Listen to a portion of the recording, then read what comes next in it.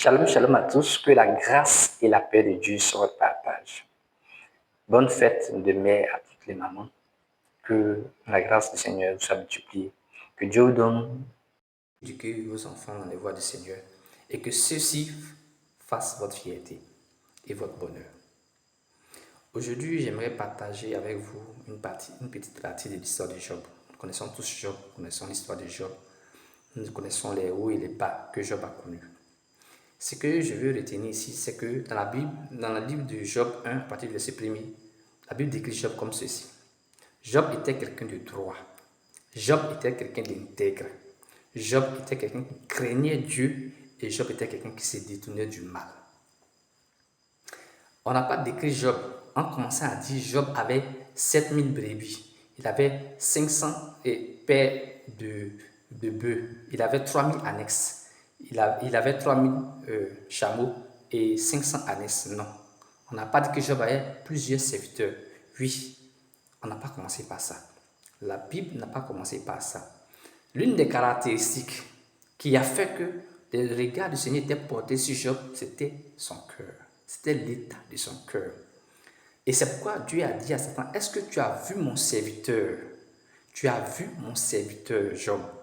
Ce n'est pas à cause de ce que Dieu avait donné à Job, mais c'était à cause de l'intégrité du cœur de Job, à cause de ce que Job était. La Bible dit rechercher la sagesse, comme on recherche l'argent, comme on recherche l'or. Vous savez, Dieu veut bénir. Dieu n'a pas de problème pour bénir quelqu'un. Dieu n'a pas de problème pour bénir des gens. Il n'a pas de problème. Peut-être que tu pries, peut-être que tu soupires, peut-être que depuis longtemps tu fais certaines prières et tu attends que Dieu agisse dans ta vie. Tu attends que Dieu réagisse par rapport à une situation. Tu attends que Dieu vraiment lève le voile sur quelque chose qui te tient à cœur. Mais sache que Dieu ne t'a pas oublié. Dieu ne t'a pas oublié. Dieu fait toutes choses en son temps. Il fait toutes choses en son temps. Et Dieu prépare l'homme d'abord, avant de lui accorder quelque chose. Vous savez, l'état du cœur est très important. L'état du cœur est très important. Les gens ont changé à cause de ce que Dieu a mis dans leurs mains. Au lieu que ce soit une bénédiction pour eux, c'est devenu une malédiction dans leurs mains. En tant que Dieu, quand il bénit, il ne veut pas perdre la personne. Donc Dieu, lui, n'a pas de problème avec les biens. Il n'a pas de problème avec le matériel. Il n'a pas de problème avec l'argent. Il n'arrête pas de problème avec tout ça. Tout ça lui appartient. Et ça n'enlève rien à Dieu de te donner ces choses-là. Ça n'enlève rien à Dieu. Mais ce qu'il cherche, avant tout, c'est l'état de ton cœur. L'état de ton cœur. L'état de ton cœur. Salomon était l'homme le plus riche de la terre. Il a demandé quoi à Dieu? La sagesse et l'intelligence. Et Dieu lui a accordé tout ce qui va au-delà de la sagesse et l'intelligence. Mon frère, ma soeur, peut-être que tu dois revoir la manière de prier. Peut-être que tu dois revoir ta manière de faire. Peut-être que tu dois revoir les sentiments qui t'animent. Oui, tu dois les revoir. Demander à Dieu de t'accorder la sagesse et l'orientation. De t'accorder l'intelligence par rapport à ce que tu veux.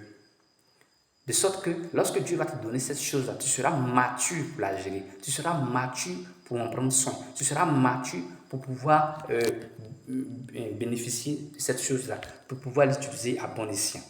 Oui, Dieu veut te bénir, mais il veut d'abord changer ton cœur. Vous savez, Dieu nettoie d'abord l'homme. Il transforme l'homme d'abord. Il enlève tout ce qui est déchet. Il enlève tout ce qui est nuisible. Il enlève tout ce qui peut détruire l'homme avant de lui accorder une bénédiction.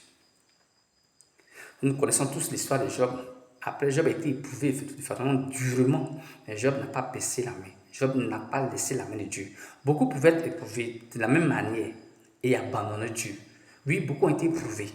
Des gens ont été éprouvés. Après avoir été bénis, des gens ont été éprouvés. Beaucoup d'hommes, des hommes sont des gens, mais ils ont abandonné la main de Dieu. Pourquoi? Parce qu'ils n'étaient pas matures pour gérer ce que Dieu avait déjà mis dans les mains. Nous demandons des choses, mais lorsque Dieu accorde, souvent ces choses deviennent pour nous des malédictions au lieu de bénédictions. Parce que ces choses vont à notre pète.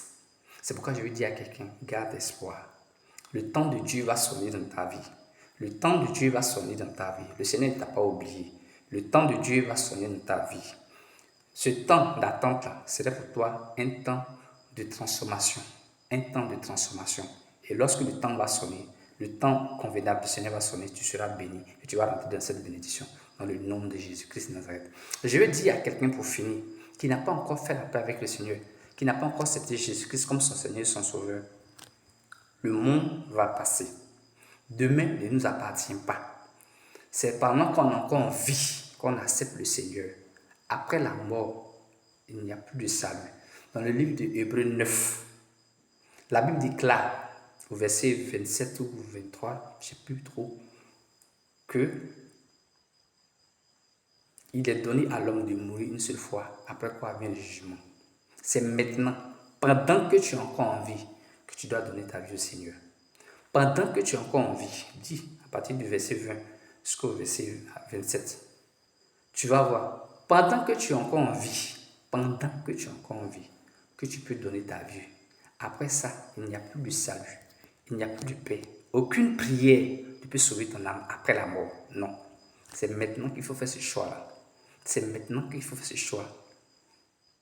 Que Dieu vous bénisse. Que sa grâce et sa paix demeurent toujours dans vos cœurs. Shalom.